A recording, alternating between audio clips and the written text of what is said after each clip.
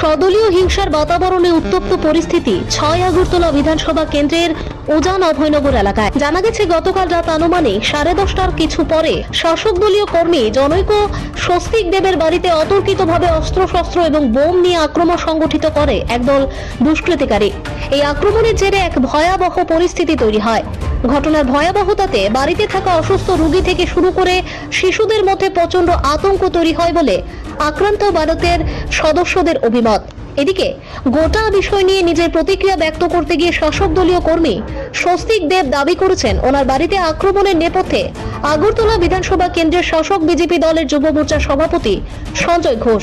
তিনি দাবি করেন পূর্ব পরিকল্পনা মোতাবেক সঞ্জয় ঘোষের নেতৃত্বে ওনার বাড়িতে আক্রমণ সংগঠিত হয়েছে, যার ভিডিও ফুটেজ সহ বিভিন্ন প্রমাণাদি ওনার হাতে রয়েছে।